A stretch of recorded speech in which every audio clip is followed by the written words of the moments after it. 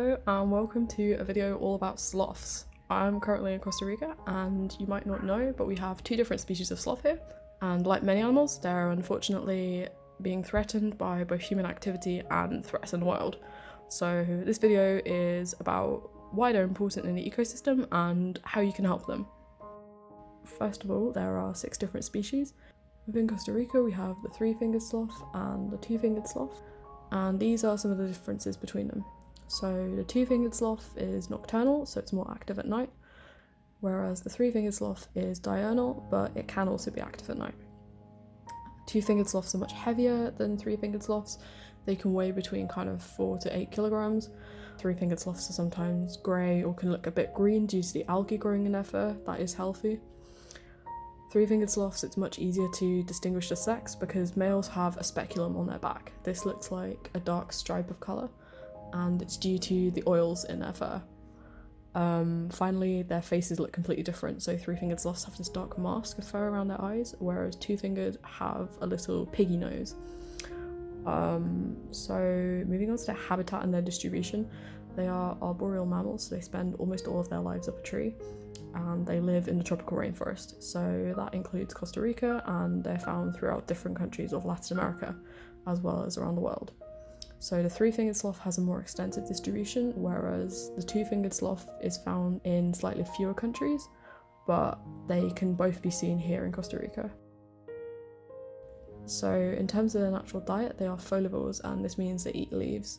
They eat different species, depending on whether they're 2-fingered or 3-fingered. So 2-fingered sloth like mango and water apple, whereas 3-fingered sloths like ficus and inga.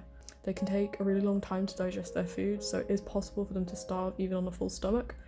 The main thing is that they like to eat the youngest leaves because these are easier to digest and also have less toxins in them than the older leaves of the plant.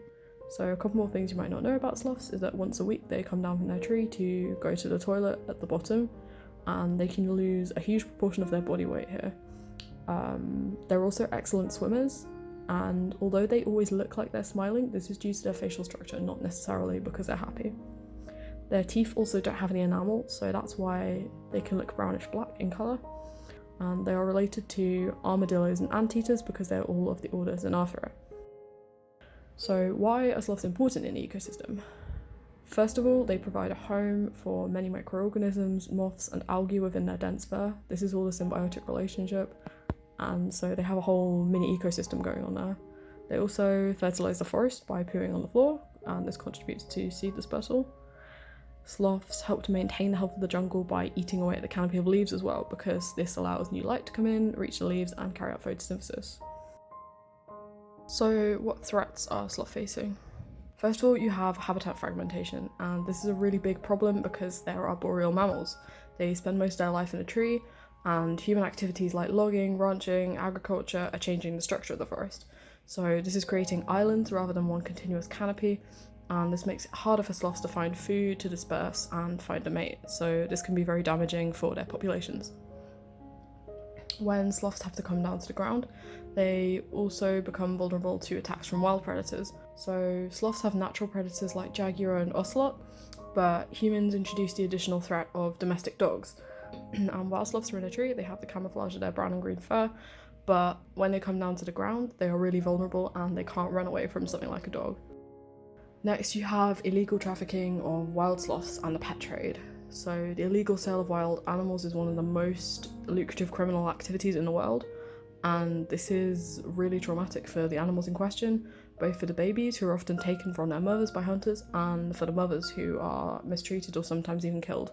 In Costa Rica, it's illegal to possess any kind of wild animal as a pet, but in recent years there's been an increase in the number of sloths which rescue centres are receiving. Another really big problem is irresponsible tourism and animal selfies. Some places are offering tourists the chance to touch a wild animal or take selfies with it, an activity during which sloths suffer physical manipulation and can be stressed because they're wild animals and they shouldn't be being handled by people. Another threat to sloths is electrocution on power lines. In built-up areas, a lot of sloths will resort to using power lines to travel because there just aren't enough trees and they don't know that they're dangerous. The electrocutions that they get from climbing on the power lines can cause severe burns or even immediate death, So it's really important that we protect their natural habitat so they have a safe way to climb and forage for food. So what can we actually do to help? First of all, education is key to making people aware of the threat, because when people become aware of the threats which sloths are facing, they are more likely to want to help them. Secondly, you can support sloth speedways. This is a project where rope cords are being placed between trees to give animals a safe alternative to power lines for travelling. As well as this, as a tourist, one really big thing you can do to support the sloths is choose sustainable tourism. Don't participate in any activities where you're touching a wild animal, and do not take selfies with sloths or any other wildlife for that matter. Finally, you have donations to support projects and rescue centres which are working to rehabilitate sloths and get them back in the wild where they belong. And finally, something that we can all help with is fighting deforestation by using recyclable products and not buying unsustainably sourced wood. So because sloths are an umbrella species, helping them is a really good way to help to conserve biodiversity throughout the forest. So that's it for this video. I hope you found it interesting, and thank you for helping to save the sloths.